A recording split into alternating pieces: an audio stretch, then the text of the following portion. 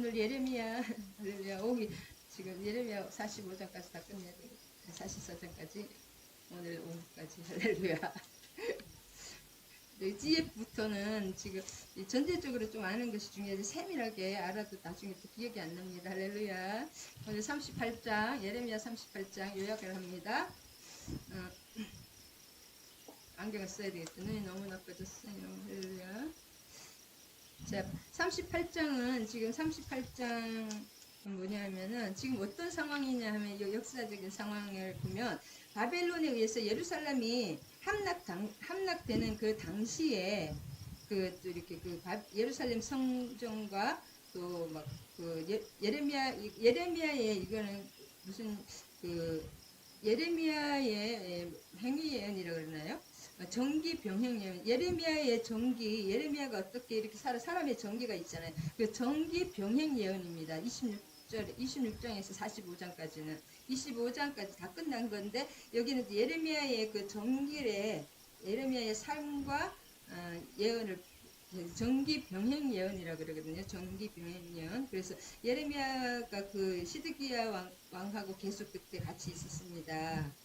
그 역사의 주인공에 나중에 애국까지 막 끌려가잖아요.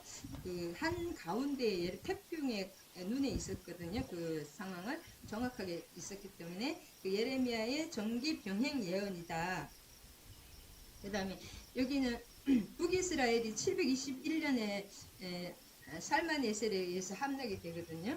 그래서 그거 남유다는 지금 아직 북이스라엘은 136년 전에 이미 망했고 지금 그 아수르에서 망했고 지난번에 호세아 왕이 마지막 왕이죠. 그 신아수르 하다가 아수르에게 아예 먹혀버렸고 지금 136년 후에 남유다가 망하는 상황입니다. 지금 시드기야 왕 그 당시거든요. 그리고 예레미야는 항상 그 성전 뜰에서 거기 갇혀가지고 시드기야 왕하고 같이 성전 시위대 뜰에서 계속 이렇게 같이 그 망하는 역사의 현장을 보면서 또 그 고관들과 왕에게 계속 예언을 해주고 그런 와중에서 막 구덩이에 빠뜨리고 예레미야가 친바벨론으로 해서 나라를 매국노식으로 된 거예요. 바벨론이 쳐들어왔는데 바벨론의 편이다 저 사람은. 그래가지고 지금 죽이려고 막 어떤 일부에서는 그러고 또 시드기야 왕이 또 살려내고 그런 내용입니다. 그 다음에 시드기야 왕이 막 도망가고 야밤 도주하고 그런 상황이고 그 다음에 성이 함락되고 한 달 뒤에 예루살렘 성이 함락되고 한 달 뒤에 느부갓네살의 경호사령관 그러니까 제일 오른팔 모든 책임을 지고 있는 그 경호사령관이 느부사라단이거든요. 느부사라단이 예루살렘에 이제 도착을 합니다. 그래서 느부사라단이 모든 것을 처리하고 그 다음에 그런 상황이고 그 다음에 느부갓네살 왕도 저기 쥔을 치고 있죠. 그 다음에 예루살렘의 포위 공격이 맨 처음에 주전 588 1월에 시작이 돼가지고 그 사마리아 성처럼 이것도 이렇게 포위 작전으로 들어가거든요. 588에 시작해서 딱 1년 6개월 만에 1년 6개월이 몇 개월 1년 30 하여튼 1년 6개월 만에 이렇게 완전히 이제 망하는 것입니다. 588에 1월에 시작해서 586에 망하거든요. 1년이 넘게 걸려 1년 6개월 정도 있다가 결국은 항복하고 시드기야 왕이 다 이제 눈 뽑히고 그러면서 끝나는 거죠. 그 내용입니다. 그 시드기야 왕이 지금 도망가고 막 그 전쟁이 막 가장 그 치열하고 진짜 뭐 그때 완전히 망하는 그 장면입니다. 그래서 38장을 다시 한번 요약하면 바벨론의 공격이 절정에 달한 때의 일이고 하나님과 선지자를 대적했던 유다 고관들 그다음에 유다 고관들은 친애굽이고 친애굽파가 그 정권을 잡고 있었기 때문에 시드기야 왕은 굉장히 유약한 왕이었어요. 그래서 그 사람들이 자기들도 항복하면 죽일까봐 그 선대 왕들도 다 그렇게 신하들한테 죽었잖아요. 그런 것을 왕들은 이게 죽음을 참 겁내는 것 같아요. 강하고 담대하지 않은 사람은 항상 문제를 일으키는 걸 보거든요. 왕들도 특별히 왕이 유약하면 그 나라가 무너지는 걸 참 애굽에도 그랬잖아요. 애굽에서 가장 약한 왕이 때문에 아수르가 또 망했거든요. 아수르의 북이스라엘이 또 망해 것도 하여튼 하나님의 모든 것은 하나님의 뜻입니다. 그래서 이 세상에 믿지 않는 거 우리가 고난당하는 거 이런 거 다 하나님 보내시는 거예요. 구약을 보면은 뭐예요? 이거 지진 마지막 그 지진과 전제 칼과 기근과 칼과 이렇게 이거 굶는 경제적인 고난, 그다음에 전염병 그 세 가지 하나님을 보내시는 겁니다. 저기 보면 계시록에 보면 그렇죠. 마지막 지금도 이제 마지막 옛날부터 마지막입니다. 예수님 오실 때부터.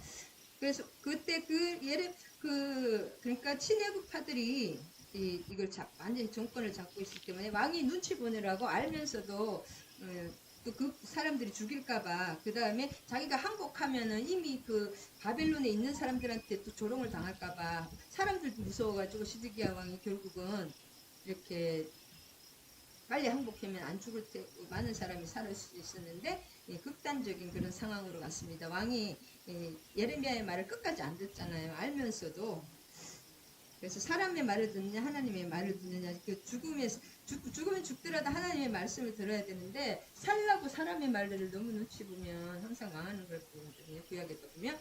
그래서 예레미야를 단대히 상수하였던 왕국 넷이 에베멜렉이거든요. 에베멜렉 다른 사람들 다 이거 저기 적편이다, 이 간첩이다 막 그래가면서 예레미야를 다 죽이려고 했거든. 신바벨론이라 그래가지고. 근데 왕국 넷이 에베멜렉이 그 왕이 마음이 약하잖아요. 알면서도 그렇게 하는데 팔랑귀. 그래서 팔랑귀가 좋을 때도 있지. 말을 들어가지고 그 시드기야 왕이 구해냅니다. 시드기야 왕에게 막 상소를 해가지고 그 다음에 결국 예레미야 메시지가 41년 동안 지금 40년 가까이 됐을 아니에요. 마지막 망하기 7년인가 있다가 돌아가셨으니까 하여튼 30년 이상 됐는데 지금 그동안에 계속 그 예언을 그렇게 하고 그 말이 다 응했거든요. 거짓 선지자들이 2년 만에 회복된다, 망하지 않는다. 지금 다 망했잖아요. 예레미야 말이 다 맞았거든요. 그렇기 때문에 그 선지자들 어디 갔냐고 막 그러는데 이 예레미야가 참 선지자라는 걸 다 아는 사람은 일부는 압니다. 그래서 그 예레미야의 메시지를 거부했던 그 귀족들하고 그 사람들 있잖아요. 시드기야와 그 귀족들 높은 사람들은 다 이제 망하고 그 예레미야를 도와줬던 에베멜렉은 그 죽을 입장에서 하나님이 살려줍니다. 그래서 참 하나님 편에 서면은 죽을 것도 사는 것을 계속 보여주거든요. 보여주십니다. 할렐루야. 그래서 1절에서 6절을 요약을 하면은 할렐루야. 이게 성경이 더 커가지고 이걸 바꿨습니다. 지난번에 너무 짧아가지고 자 지금 현대 성경으로 해놔 좀 알아듣기 쉬운 말로 해놨거든요. 이걸로 했거든요. 마탄의 아들 스바다와 바수울의 아들 그다랴 셀레미야의 아들 유갈과 38장입니다. 말기야의 아들 바수울이 예레미야가 그 모든 백성에게 이르시는 말을 들은즉 이르기를 여호와께서 이렇게 말씀하시는 거죠. 칼과 기근과 칼은 전쟁이죠. 기근 전쟁이 나면 먹을 게 없고 이런 게 물자가 딸리잖아요. 백성들. 그 다음에 전염병에 죽으리라. 이 세 가지가 하나님이 보내시는 것입니다. 지금 전쟁도 하나님이 일으키시는 거거든요. 뭐 히틀러가 일으킨 것도 하나님이신 거예요. 구약을 보면 그런 거예요. 하나님의 허락 없이는 참새 한 마리도 떨어지지 않는 거예요. 마귀도 하나님의 종입니다. 24천사 중에 거기 중에 그 보면 욥기에 있잖아요. 하나님의 회의에 마귀도 들어가는 거예요. 마귀도 하나님의 종이에요. 어떻게 생각하면 기근과 전염병에 죽으리라. 그러나 갈대아인에게 항복하는 자는 갈대아인이 이제 바벨론이거든요. 항복하는 자는 살리니 그는 노량물을 얻은 같이 자기의 목숨을 건지리라. 자기 목숨을 다 건지잖아요. 엘리멜렉처럼. 엘리멜렉이 아니라 에벤멜렉 그 1절에서 6절까지를 요약을 해보면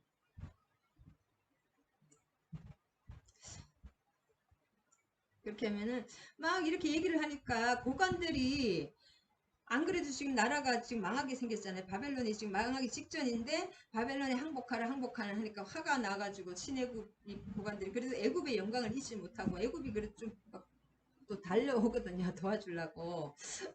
그랬는데 그 고관들이 이 평안을 구하지 않고 망한다 망한다 이 사람을 백성의 손을 약하게 한다 이 성에서 싸우고 있는 군사들과 백성의 손을 약하게 하니까 이 사람을 죽이라고 하는 거예요. 그러니까 왕이 허락을 하는 거예요. 시드기야 왕이 5절에 보면 그게 무슨 말이냐면은 왕은 조금도 너희를 거스릴 수 없느니라 그 말하면 사형을 승낙하는 거네 맘대로 죽여라는 그 뜻이에요. 이게 왕이 조금도 너희를 거스를 수 없는 네 맘대로 하라 이 뜻이거든요. 그래서 이제 그 결국 어떻게 됐냐 예레미야가 구금이 됩니다. 그것도 하나님이 구금이 됐기 때문에 예레미야가 끝까지 살 수 있었던 거고 또 끝까지 그 시드기야 왕과 그 고관들에게 끝까지 그래도 얘기를 하시잖아요. 하나님 포기하지 않고 얘기를 하십니다. 할렐루야. 할머니 같아요. 너무 안경 쓰니까. 자, 예레미야는 구금 상태임에도 불구하고 1절에서 6절까지 요약해보면 구금 상태인데도 불구하고 예레미야 그 뭐예요? 목에 칼이 들어와도 하나님 말씀을 그대로 전하는 거잖아요. 이때는 좀 좋게 얘기하면 좀 좋은 대접을 받을 수가 있지만 바벨론에 항복할 것을 계속 강권하는 거예요. 이 말을 들은 아까 반바벨론 세력들 친애국 그 고관들이 예레미야를 감옥들에 있는 진창 구덩이 속에서 던져 넣었습니다. 이 구덩이 같은 거 이런 거 우물 좁은 이렇게 구덩이 같은 거 위에 뚜껑이 있고 거기 들어가면 죽거든요. 밥도 안 주고 며칠 있으면 그런 상태로 그 안에 물이 원래 우물이었기 때문에 이렇게 찐득찐득하게 진창 이거 물이 많이 있다면 물에 또 이렇게 해를 당할 수 있는 곳인데 거기 진창 구덩이 속에 던져 넣습니다. 물론 이게 왕의 허락이 아까 5절에 너희를 거스를 수 없는 일이라 왕이 허락한 거죠. 그래서 진리를 외치다가 최악의 박해를 당하는 것입니다. 예레미야 곧 죽을 수 있다는 걸 예레미야도 누구보다 잘 알잖아요. 그래서 담대한 모습이 기록되어 있습니다. 예레미야 참 이 선지자의 삶이 얼마나 힘든지 알 수가 있죠. 그 다음에 7절부터 13절 요약합니다. 우리 계속 많이 해야 되기 때문에 7절부터 13절 왕국 내시 엘리멜렉이 예레미야를 구덩이에 던져 넣었음을 들 때 왕이 베냐민 문에 유다가 있고 베냐민 지파의 땅이 아래에 있으니까 그쪽에 왕궁은 가운데 있으니까 그쪽 그 베냐민 지파의 그 땅에 있는 그 문에 앉았더니 왕께 상소를 해가지고 살려주라는 거죠. 그래서 7절에서 13절은 뭐 예레미야가 어떻게 구출되었는가 이 구스인 에베멜렉 구스인 에디오피아거든요. 구스인 에베멜렉이 상소를 해서 구출하셨고 그러니까 하나님은 이렇게 이방인이잖아요. 에디오피아는 이방인을 통해서도 역사하시고 그 이방인 영적 이방인 하나님께 순종하는 사람이 하나님의 사람입니다. 그 다음에 14절부터 빨리빨리 썸머리 합니다. 14절 그래서 시드기야 왕이 이 시드기야에게 예언을 듣고 싶어 하나님이 14절 보면 왕이 예레미야를 보내가지고 셋째 문으로 데려오게 하고 왕이 내가 한마디도 숨기지 말고 얘기하라니까 나 진짜 사실대로 얘기해도 15절에 죽이지 않겠습니까 아니하시리니까 왕이 근데 내가 그렇게 말하려도 왕이 안 들으실 것이라는 것을까지 다 아는 거예요. 내가 왕을 권한다 할지라도 왕이 듣지 않으신다는 거 말하는 거죠. 그것까지 하나님이 알려주신 거죠. 근데 시드기야 왕이 비밀리 예레미야에게 다 이렇게 결국 그 얘기 망하니까 빨리 하나님이 항복하면 살 수 있으니까 항복하라. 하나님의 뜻이다. 계속 그렇게 했습니다. 그래서 14절에서 23절까지 요약을 하면 그래서 왕이 사실대로 얘기해달라고 숨기지 말고 얘기해달라고 해서 숨기지 않고 다 얘기를 했기 때문에 요약을 합니다. 14절에서 23절 요약을 하면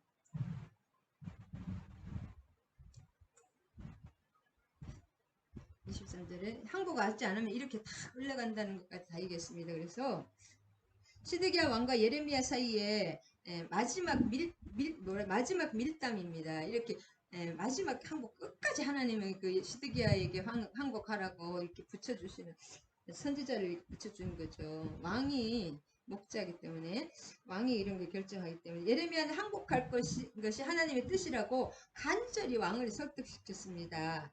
그래서 하나님의 뜻은 유다와 예루살렘의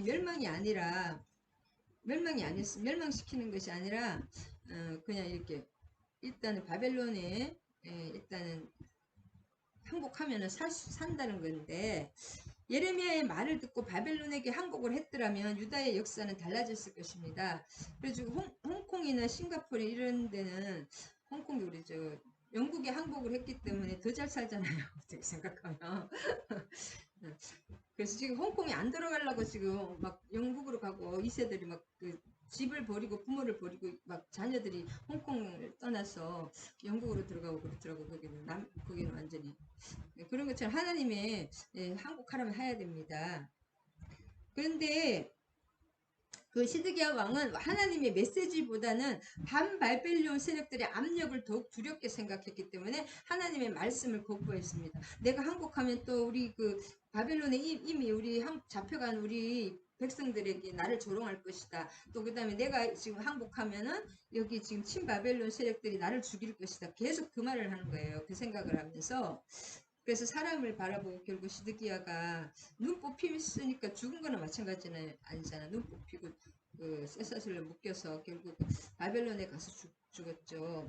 그 다음에 24절에서 28절을 보면 24절에서 28절을 보면 시드기야는 예레미야의 간청을 계속 거부했지만 그를 매국노라고 생각하지는 않았어요. 다 알았어요. 시드기야가. 그래서 살려줬거든요. 그래서 밀담이 끝난 후에 그 왕과의 밀담이 끝난 후에 반바벨론 파들이 예레미야를 분명히 신문할 것을 알고 죽이려고 할 것을 알기 때문에 그들의 신문에서 모면할 방도를 가르쳐 주었습니다. 그래서 사실대로 말하지 말라는 거예요. 왕에게 무슨 말을 했냐 하면은 뭐 항복하라고 했다면 죽을 거니까 요렇게 말하라. 그래가지고 24절에 보면은 시드기야가 예레미야에게 이르되 너는 이 말을 어느 사람에게도 알리지 말라 그리하면 내가 죽지 아니하리라 그러면서 이렇게 거짓말을 하라고 얘기를 해줬어요. 그래서 그대로 했습니다. 시드기야가 왕이 이 사람들이 얼마나 무서운지를 알았나 봐요. 그 다음에 26절에 그들이 대답하되 내가 왕 앞에 구하기를 나를 요나단의 집으로 되돌려 보내지 마소서 그리하여 거기서 죽지 않게 하소서. 그 요나단이 문지기 대장인데 자기 그 집에 있는 옥에다가 물구덩이에다가 집어던져서 죽였잖아요. 그렇게 가면 이 요나단이 지금 제일 이 예레미야를 죽이려고 혈안이 되어 있거든요. 그러면 그쪽으로 가면 죽으니까 그리 보내지 말아달라고 이제 살아야 되니까 예레미야도. 그래서 예레미야가 이때는 뭐예요? 사람들이 막 죽이려 때는 감옥이 가장 안전합니다. 그리고 시드기야 왕 앞에. 이제 모든 고관이 예레미야에 와서 물음에 그가 왕이 멸한 대로 대답하는 거예요. 그 사실대로 얘기한 걸 안 하고 왕이 아무것도 모른다고 이렇게 말하는 거.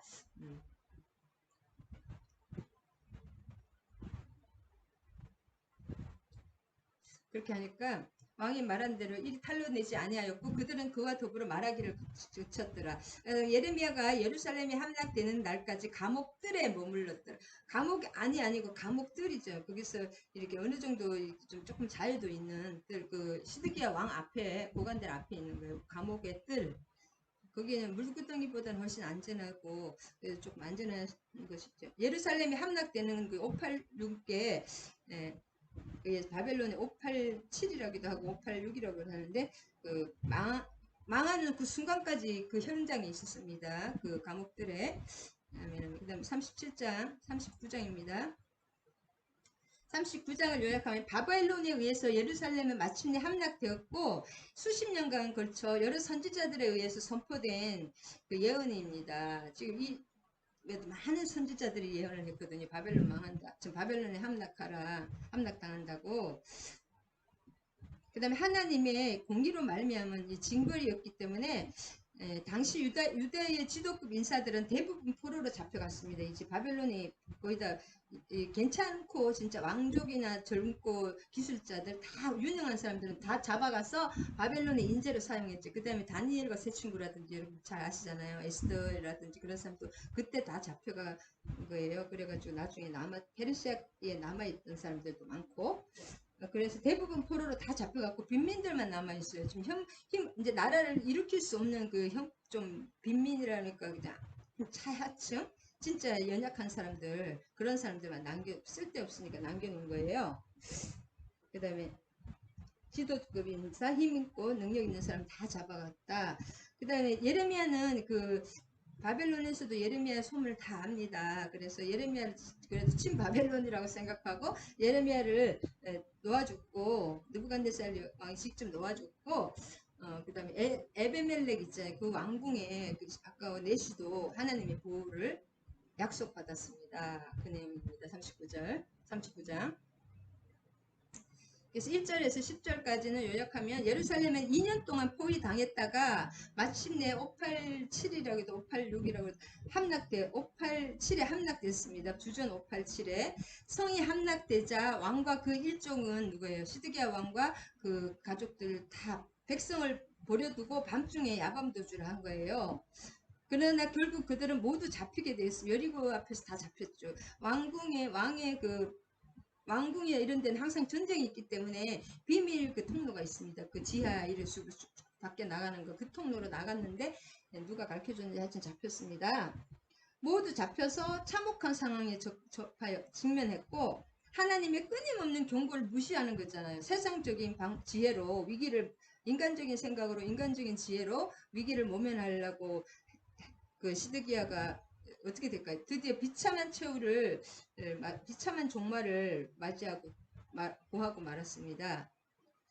그 다음에 그 중요한 사람들의 요인 중에 다수는 포로로 다 끌려갔으며 무기력한 빈민들만 유다 땅에 남게 되었고, 이거 아까도 말씀드린 이것은 그 나라가 재건하는 것을 막기 위해서 바벨론의 치밀한 정책이었습니다. 바벨론은 그런 정책을 사람을 이렇게 인재를 또 자기 나라로 사람으로 만들어서 그렇게 쓰는 거 그것입니다. 할렐루야.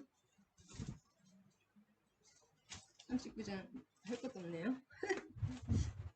그래서 1절에서 10절까지는 아까 제가 말씀드렸고 11절에서 14절도 11절에서 14절도 보면은 하나님께서는 이방인인 느부갓네살이 예레미야에게 대하여 사령관 느부갓네살에게 명령하여 예레미야를 선대하고 해하지 말라. 하나님이 이렇게 적을 통해서도 보호해 주는 걸 알 수가 있어요. 느부사라단 제일 책임자에게 그렇게 해서 그 감옥에서 이제 놀려놨습니다. 나갔으면 오히려 죽을 수도 있어요. 백성들과 고관들에게. 아까 요나단 그런 사람에게 요하나님과 약간 하여튼 그 사람에게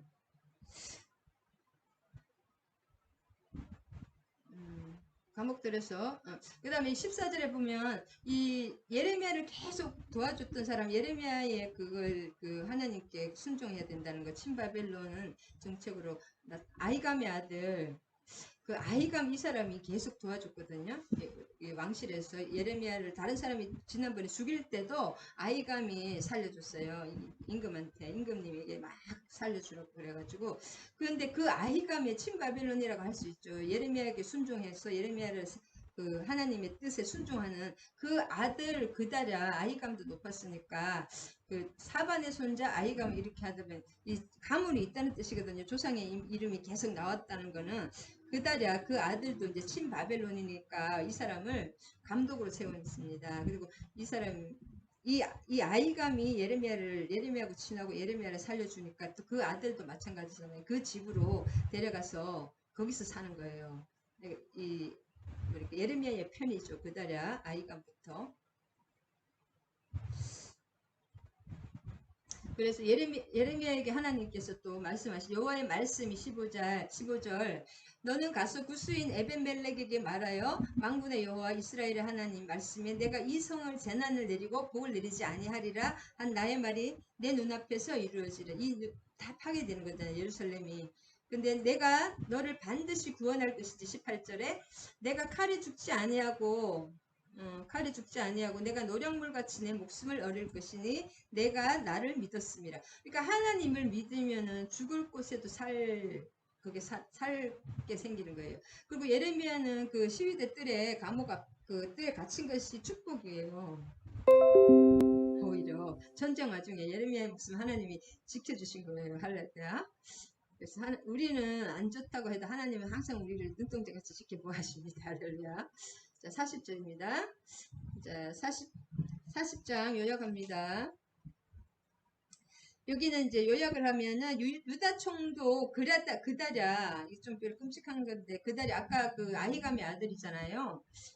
그 예레미야를 아주 선대하는 사람이고 굉장히 선한 사람이에요. 하나님께 순종하는 그 집안인데 그래서 그 사람은 친바벨론이기 때문에 그다랴를 이렇게 총독으로 세웠거든요. 이스라엘 이제 총감독이랄까? 그다랴에 대한 기록이고 예레미야는 그다랴에게 가서 거기 남은 유다 백성들과 함께 이제 거하는 거잖아요. 하나님이 함께 있으라고 했으니까 그다랴는 예레미야를 통해서 선포된 하나님의 뜻을 받아들여 바벨론에 복종하였습니다. 그 내용입니다. 40절. 그래서 1절에서 6절까지는 39절 아까 39장 11절에서 14절까지 설명입니다. 그래서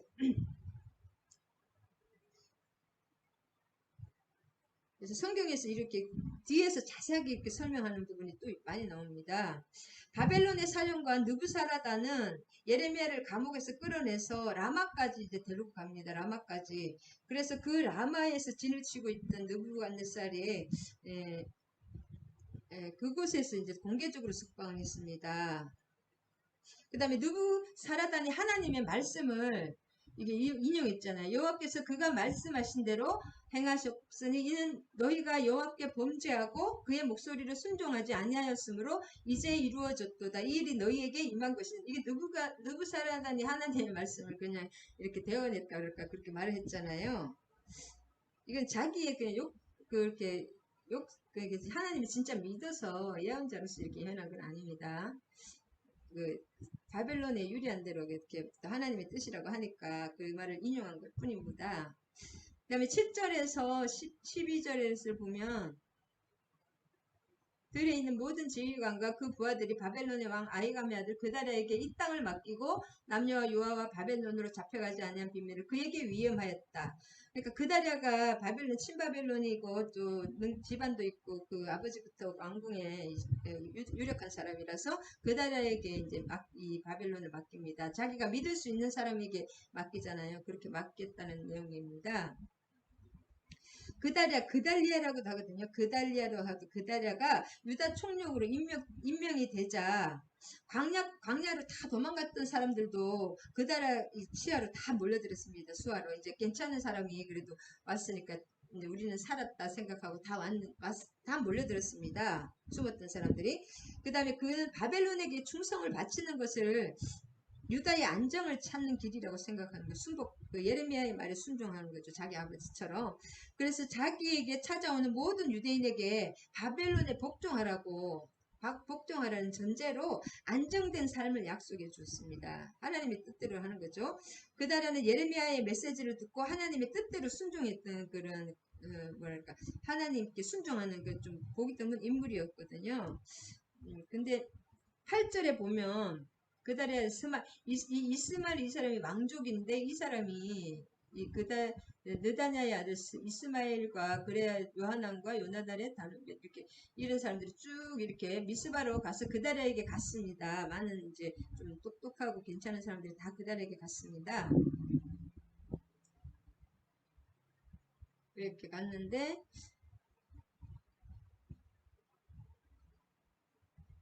13절에서 16절을 요약 사반의 손자 아히감을 그다랴 이렇게 쭉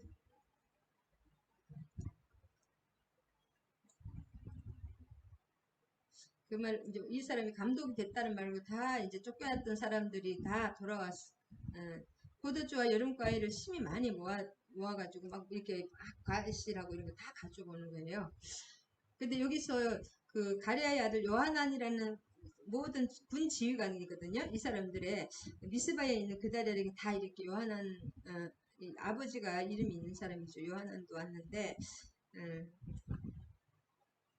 이게 암몬 자손, 암몬이 항상 호시탐탐 또 이스라엘 약할 때 또 막 그 암몬과 모압이 그렇게 더 나빠요. 형제 나라가 약할 때 더 이렇게 괴롭히는 암몬과 그 누구지 아까 이스마엘이 손을 잡고 암몬이 도와줘서 그 이 유다를 암몬의 손에 넣고 너를 왕으로 해준다 그렇게 약속을 미리약을 했거든요. 이스마엘 이 사람이 왕족이기 때문에 그래서 이 누구지 이제 요하난이 그 사실을 아는 거예요. 군지휘관 중에 하나 요하난이 암몬의 왕 바알리스가 너의 생명을 이제 너의 생명은 빼앗으려 하여 느단야의 아들 이스마엘을 보낸 줄을 내가 아느냐 하되 아히감의 아들 그다랴가 믿지 아니한지라. 이게 사실이었는데 믿지를 않았거든요. 너무 착해도 큰일이야. 의심할 땐 또 의심을 해야 되는데 알아봐야 되는데 그래서 요하난이 미스바에서 그달에게 비밀을 말하여 이르되 청하노니 내가 가서 내가 사람을 이스마엘을 내가 줄 테니까 그렇게 내가 이스마엘을 죽이게 하라 그렇게 했는데 어찌하여 내가 모든 유다 사람을 흩어지게 하며 유다의 남은 자로 멸망을 당하게 하려 하냐. 이 감독이 또 죽으면 나라가 또 흩어지잖아요. 지금 책임자인데 그래서 그냥 어떻게 또 유다 사람 흩어지게 하고 내가 죽이게 하라고 했더니 그러나 아히감의 아들 그다랴가 이렇게 믿지를 않은 거예요. 요하난의 말을. 그래가지고 어떻게 됩니까? 이스마엘도 다윗의 혈족이니까 뭔가 좀 자기가 왕족 혈족이니까 시드기야 그래서 통치 때 장관을 지낸 적이 있거든요. 이 사람이 이스마엘이 그래서 그다랴 총독 휘하에 들어왔으나 미스바에 거주하지 않았어요. 좀 높은 사람 좀 멀리 이런 사람을 부추겨서 그렇게 암몬이 이렇게 계속 부추기는 것입니다. 그래서 41장까지 발휘하고 있습니다. 자, 이스마엘의 41장을 요약하면 이스마엘의 이스라엘 아까 그 이제 다윗의 혈족이래. 그 사람이 그다랴를 암살합니다. 그 다음에 아까 요하난 그 장군 요하난이 이미 알고 있잖아요. 그다랴가 믿지를 않으니까 그래도 뭔가 지금 그 암문하고 그런 모든 그런 것을 알고 있으니까 요하난이 계속 이렇게 하다가 추격해서 추격하는 그 과정이고 또 다윗 혈종이 이스마엘은 암몬 왕의 사주를 받아서 그다리아는 착해가지고 그냥 무조건 다 착한 줄 알고 이렇게 만찬석상에 부풉니다. 그 다음에 이스마엘이 또 왕족이고 하니까 또 잘해줬겠죠. 그래서 그 만찬석상에서 그다리아를 암살한 거예요. 그리고 그 바벨론 군인들도 다 죽인 거예요. 그다라 편이라는 편은 다 죽여버린 거예요. 그래서 이틀이 지나까지 아무도 그 일당을 그렇게 되는 사실을 몰라는 거예요. 암살하는 걸. 그다라를 암살해 다 죽여버리니까 아무도 모르는 거예요. 이 소식을 또 요하난이 들었거든요. 이 소식을 들은 요하난이 깨어 있었잖아요. 그래서 즉시 추적하여서 기본 물가에서 이스마엘을 일당을 딱 발견을 한 거예요. 그리고 이스마엘 일당이 이제 그 유다 사람들 다 끌고 갔겠죠. 그 유력한 사람들은 다 죽이고 백성들이라든지 여자들 다 끌고 갔습니다. 백성들을. 그것을 이제 그 요하난이 마주쳤는데 추적하여 기브온 물가에서 그 이스마엘은 백성들을 버려둔 채 측근과 함께 암몬으로 도주갔습니다. 그래가지고 요하난이 싸움을 이겨가지고 그리고 백성들이 요하난이 오니까 다 그 편으로 가버린 거예요. 이제 우리를 살려준 사람이 기뻐하면서 그 원문 읽어보면 그런 겁니다.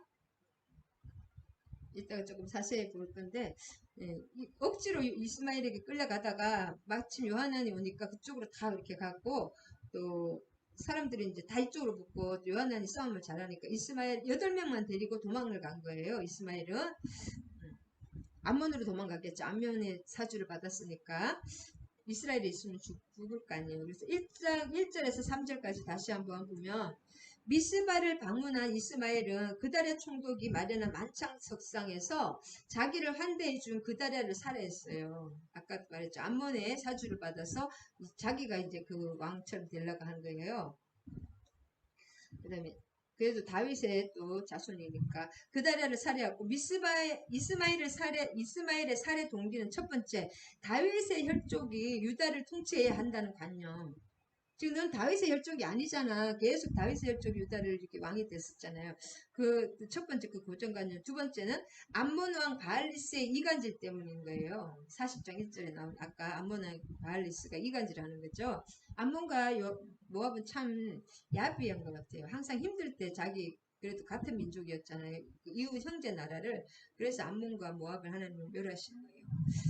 자, 4절에서 18절까지를 보면 요약을 합니다. 그다리아를 죽인 지 이틀이 되었어도 그를 아는 사람이 싹 몰살을 시키고 또 남은 사람들 다 끌고 갔기 때문에 모르는 거예요. 소식이 오늘날 같지 않기 때문에.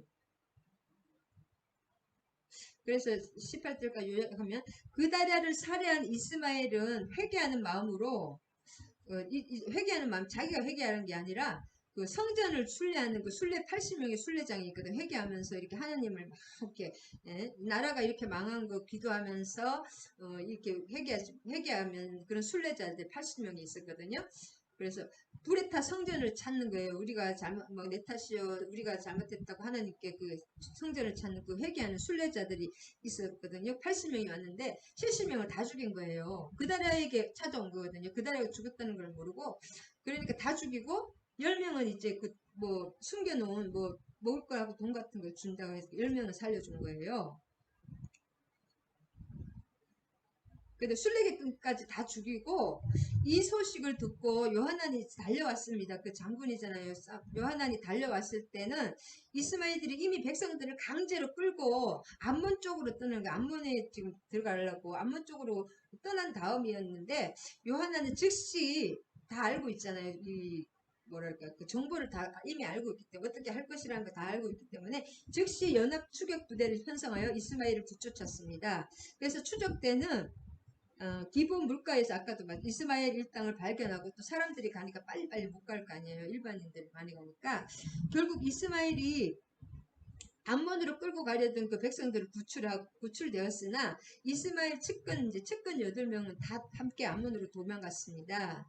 그래서 요하나는 그 이스마엘의 만행에 대한 바벨론의 보복을 두려워했어요. 바벨론은 왜 자기들이 세운 사람을 죽였으니까 그 바벨론 군사들도 다 죽였거든요. 그러니까 그것을 두려워하고 또 약간 친애국적인 그런 게 있었는지 모르겠지만 남은 유다인들을 끌고 이제 이게 여기 있으면은 또 갈대아인들이 우리를 그 자기 나라 그 세운 사람도 죽이고 그 감독도 죽이고 군사들도 다 죽여놔 버리니까 또 무서워가지고 애굽으로 이제 갈 계획을 세우는 거예요. 4장 15절에 보면 41장 15절에 보면 느다냐의 아들 이스마엘이 8사람과 함께 요하난을 피하여 암몬 자손에게 갔거든요. 이 사람은 암몬으로 도망갔습니다.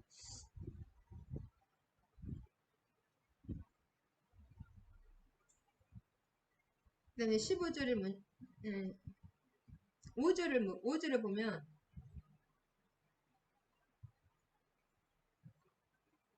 여호와의 성전이라고 했죠. 그 순례자 회개하는 순례자 80명이 자기들의 수염을 깎고 옷을 찢고 이렇게 회개하는 때 수염을 깎고 막 이렇게 죄를 몸에 상처를 내고 손에 소재물과 유향을 가지고 이제 제사 드리러 가는 거죠. 성전이 다 무너졌지만 막 회개하면서 세겜과 실로와 사마리아로부터 와서 여호와의 성전으로 이렇게 나가는 길이었거든요. 근데 그것을 이스마엘이 그 사람들 다 죽여버린 거예요. 그 사람들이 울면서 그다리아에게 가자. 이게 또 너무나 그 이스마엘이 그들을 영접하러 나와가서 울면서 울면서 가다가 그들을 만나 아이감의 아들 그다리아에게 가자.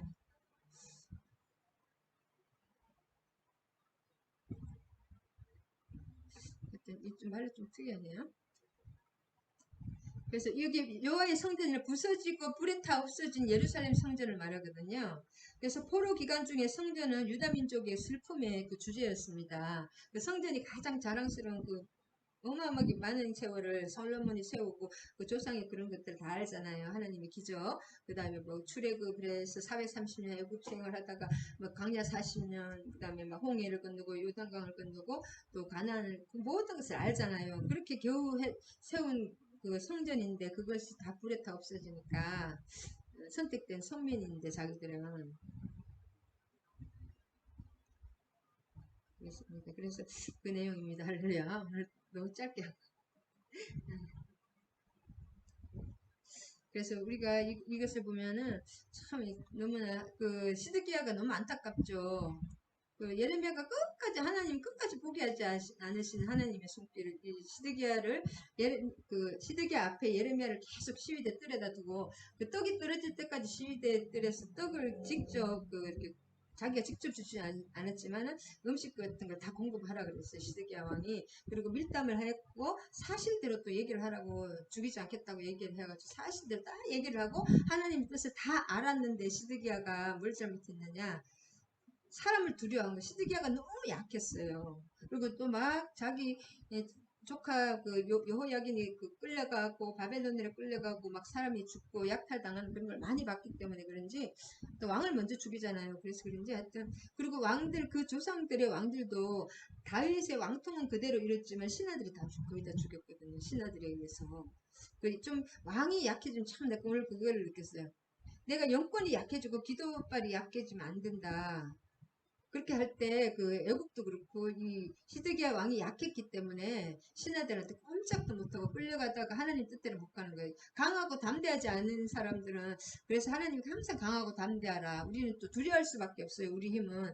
근데 어저께 성령님 감동을 주시기에 왜 두려워하고 걱정을 하느냐. 하나님을 믿음이 약하기 때문에 두려워하는 거예요. 예수 그리스도가 24시간 내가 영원히토록 너와 함께하리라. 말씀하시죠. 영원토록 너와 함께하리라 말씀 주셨잖아요.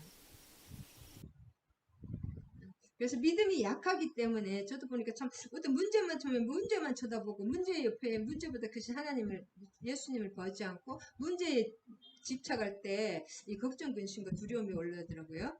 그래서 계시록에 보면 지옥에 가는 사람 맨 처음에 두려워하는 자들과 믿지 아니하는 자들이 지옥에 간다.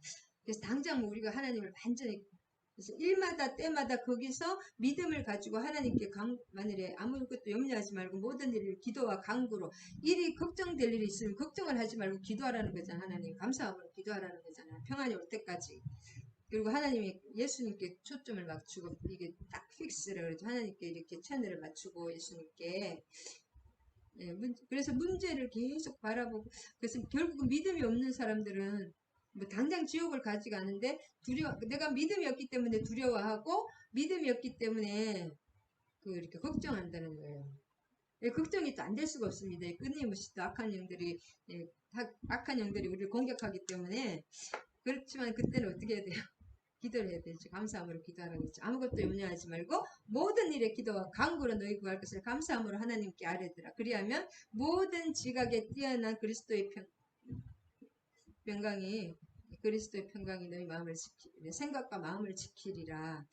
걱정을 하지 말고 평안이 올 때까지 기도해야 됩니다. 우리 안에 우리 위에 하나님의 보좌가 이미 다 베풀어져 있습니다. 그래서 시드기야 왕을 보면 참 안타깝고 그 왕이 그렇게 연약했고 사람을 눈치 보고 사울처럼 사람 눈치 보다가 이제 그 하나님 끝까지 그렇게 하나님이 놓지 않고 시드기야 그 예레미야를 그냥 눈앞에 이렇게 가가지고 계속 하나님의 뜻을 알려주고 귀에다가 알려주고 비밀리에 알려주고 40년 동안 그냥 아니 그 30 몇 년이에요. 7년 더 있다가 돌아가셨으니까 하여튼 전 토탈 40년 41년이니까 예레미야가 하여튼 30 몇 년 동안 그렇게 얘기하고 지금도 계속 하나님 음성이 말씀을 하시는데 우리가 이거 세상 문제에 너무 집착을 하고 그거에 그냥 올인을 하면 하나님의 음성을 듣고 하나님의 뜻을 모릅니다. 그래서 하나님의 뜻을 아는 그 세 가지 오늘 아침 제가 은혜 받은 뭐냐면 까먹었나?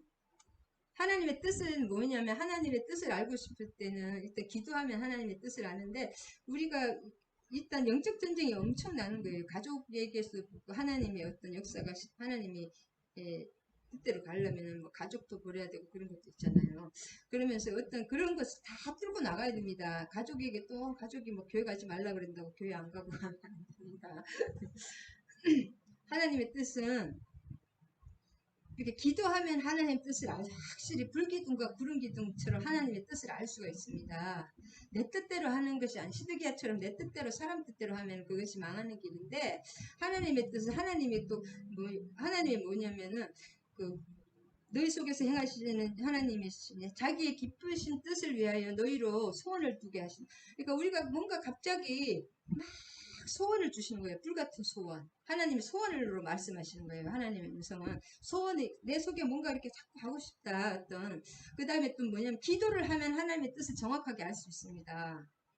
기도를 하면은 불기둥과 구름기둥을 하나님이 그 정확하게 40년 인도한 것처럼 기도하면 우리 심령에 이렇게 하나님의 뜻을 환하게 알 수가 있어요. 우리 심령이 그냥 알 수가 있어요. 성령님께서 알게 해주십니다. 그 다음에 또 무슨 일이 있으냐 그게 하나님의 뜻이라면 환경의 변화가 있어야 됩니다. 엘리사야 엘리야의 그 손바닥 기도 일곱 번 기도했을 때 그 비가 오는 그 손바닥만한 그 구름이 이렇게 오는 것을 봤잖아요. 사환이. 그런 어떤 환경의 변화와 어떤 징조와 사인이 있어야 되는 거예요. 그렇게 하나님의 뜻은 그 세 가지로 분별할 수 있습니다.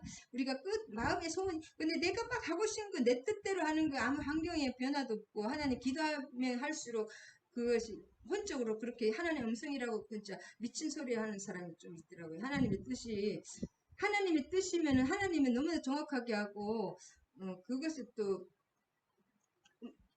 나하고 아무 상관이 없는 사람, 지금 내가 집안에서 꼼짝도 못하는 사람한테 하나님이 그 세계적인 것을 가르쳐 줄까요? 아니면 기도의 일꾼이라면 중보기도 잘하면 몰라도 그 결과가 아무것도 없는 그걸 가지고 하나님의 음성이라고 또 진짜 미친 소리 하는 사람들이 참 많아요. 내가 너무 답답해. 그러니까 그 가정이라든지 그런 열매가 얼마나 안 좋은지 모르겠어요. 그래서 하나님의 뜻은 내 뜻이 아니고 기도하면서 이렇게 마음에 그렇게 막 불같은 소원을 주시고 그다음 내가 하나님의 뜻인데 내가 하기 싫으면 어떻게 못하잖아요. 하나님 뜻대로 못 나가잖아요. 일단 내가 하고 싶게 소원을 주시고 두 번에 이제 기도하면 계속 그런 정확하게 하나님 이렇게 인도하고 세 번째 환경으로 반드시 인도를 하신다. 그리고 주변에서 또 그 유력 그 아주 그 막 우리 저 같은 경우 노회장님이나 뭐 교수님들이나 총장님이나 이렇게 계속 어떤 말씀을 주시는 거 똑같이 내 속에서 성령이 주신 깨달음하고 똑같이 말씀을 계속 주시더라고요. 할렐루야. 하나님의 뜻은 그렇습니다. 그리고 말씀으로 그리고 하나님의 뜻은 하나님의 성품에 맞아야 됩니다. 내가 뭐 잘나가지고 무슨 내가 막 난 대단한 하나님의 음성을 들어 그게 아닙니다. 그리고 진짜 중요한 것은 하나님이 정확하게 본인에게 말씀하시고 정확하고 정확무하다. 그리고 성경의 말씀과 똑같다. 성경으로 한지 확증을 해야 됩니다. 할렐루야. 오늘 너무 많이 해가지고 정신이 없긴 한데 시드기야를 통해서 우리가 우리 삶에 하나님의 뜻을 알면서도 나의 연약함이 있을 때는 못 따라가는 거예요. 강하고 담대해서 진짜 죽으면 죽으리라 따라갈 때 하나님의 끝까지 승리할 수 있습니다. 그래서 이기는 것이 쉬운 것 같으면서도 어렵다. 그 좁은 길입니다. 넓은 길은 사람들이 넓은 길은 많이 가는데 좁은 길은 안 가요. 힘드니까. 근데 좁은 길, 그 길이 하나님의 길이다. 십자가의 길이. 내가 희생하고 섬기고 하나님은 항상 그 용서하고 나를 핍박하는 자를 위해서 기도하고 그분을 이렇게 선대하는 거잖아요. 그리고 누구를 막 진짜 험담하는 거 그런 걸 싫어하시고 축복하는 것을 원하십니다. 할렐루야. 그리고 잠시 잠깐 우리가 살아있는 잠시 잠깐입니다. 지금 저도 뭐 많이 살아야죠. 50년 이상 살겠어요. 100살까지. 그러면은 뭐예요? 잠시 잠깐 썩어 없어지는 것인데 이 땅에 천년 만년 살려고 하는 것이 잘못입니다. 마귀는 이 땅에다가 바벨탑을 쌓으려고 하는데 우리는 천국 소망 아까 순례자들처럼 천국 소망을 두고 하나님 나라를 위해서 움직여야 됩니다. 나 혼자 나의 유익을 위해서 움직이는 것이 아니라 하나님 나라는 그 하나님의 그리고 내가 그 나라에 있는 어떤 또 주의 식구들 있잖아요. 그 사람들을 통해서 같이 이렇게 하나로 나가는 것입니다. 같이 또 힘들 때 손을 잡아주고 중보기도 해주고 또 물질이 있으면 물질을 또 도와주고 그것이 하나님의 나라입니다. 할렐루야. 하나님 신이 공급하세요. 할렐루야. 아멘. 아멘. 감사합니다. 물질을 쓸 때도 기도하고 써야지 내 뜻대로 쓰면 안 됩니다. 모든 것을 하나님께 기도하고 천국을 온전히 누리시기 바랍니다. 예수 그리스도는 행복이시다. 행복의 시작이다. 행복 그 자체입니다. 예수님과 함께하는 천국을 누리시기 바랍니다. 아멘. 아멘. 주님 감사합니다. 오늘 또 오늘 또 무슨 말씀? 오늘 예레미야 38절로 38장부터 41장까지 보았는데 아버지 예루살렘이 완전히 망하는 그 멸망 예레미야가 그 현장에 있으시면서 그 모든 것을 또 시드기야 왕에게 대언을 하고 예레미야가 수십 년 동안 이렇게 될 것이다. 많은 선지자들이 그렇게 예언을 했지만 그것을 믿지 않고 인간적인 생각과 인간의 뜻을 따라간 사람 인본주의로 나아갔을 때 모든 사람들이 멸망하고 그렇게 안 좋은 죽음의 길로 가는 것을 보았습니다. 우리가 어떤 하나님의 뜻을 알고 그 기도로서 하나님의 뜻을 확증하고 말씀으로 하나님의 뜻을 알 때 인간적으로 마치 사람들이 사람을 보지 않고 그것이 확정을 받아서 하나님께 순복할 때 완전히 이긴 자로서 또 많은 어려움과 반대와 고난이 있더라도 그것을 뚫고 나아간 이긴 자가 될 때 하나님께서 모든 우리 하나님의 이름을 머리에 주시고 모든 그 이긴 자에게 하늘나라 그 자체와 완전히 왕 같은 제사장과 왕권 그리스도와 함께 왕노릇하게 해주신 줄 믿습니다. 우리가 이 땅에 임한 예수 그리스도의 나라 그 나라의 또 백성으로서 그 나라의 주인공으로서 순종하며 많은 또 믿지 않는 분들에게 세상바다 죽어가는 영혼들에게 하나님의 그 복음의 그물을 내려서 많은 영혼들을 살릴 수 있는 저 우리 지체들이 되게 해주시고 또 우리 가까운 가족들부터 내 속에서 내가 먼저 아름다운 성전으로 서서 생명수를 풋버스 같이 가족에게부터 변화가 일어나게 해 주시옵소서. 아멘. 천국의 역사 하나님의 나라는 작은 눈에 보이지 않는 겨자씨 같이 이렇게 작지만 내재적으로 있지만 언젠간 때가 되면 그 막 3m 이렇게 우람한 나무가 되어서 많은 영혼들을 먹이고 살리는 그런 귀한 역사 하나님의 나라의 역사 영생의 역사가 있기를 간절히 소망하며 예수 그리스도 이름으로 감사드리며 기도드립니다. 할렐루야 아멘 아멘. 주님 감사합니다. 주기도문과 축도하심으로 예배하시겠습니다. 하늘에 계신 우리 아버지의 이름을 거룩하게 하시며 아버지의 나라가 오게 하시며 아버지의 뜻이 하늘에서와 같이 땅에서도 이루어지게 하소서. 오늘 우리에게 일용할 양식을 주시고 우리가 우리에게 잘못한 사람을 용서하여 준 것 같이 우리 죄를 용서하여 주시고 우리를 시험에 빠지지 않게 하시고 악에서 구하소서. 나라와 권능과 영광이 영원히 아버지의 것입니다. 아멘 아멘. 할렐루야. 축도하시면서 예배 마치겠습니다. 계속 기도하시기 바랍니다. 이제는 우리 주 예수 그리스도의 한량없는 은혜와 하나님 아버지의 극진하신 사랑과 성령의 감화교통하심 또 강력한 사랑의 역사하심과 통치하심이 함께하신 우리 지체들과 종소의 목사와 이 나라 이민족에 이제로부터 영원히 함께하실 것을 축원하옵나이다. 아멘 아멘 할렐루야. 사랑과 축복합니다. 계속 기도하시기 바랍니다. 하나님 나라를 침노해서 누리시기 바랍니다. 하나님의 나라는 구체적인 역사를 가지고 지금도 계속되고 있습니다. 역동적으로 움직이고 있습니다. 그 나라에 순복하시기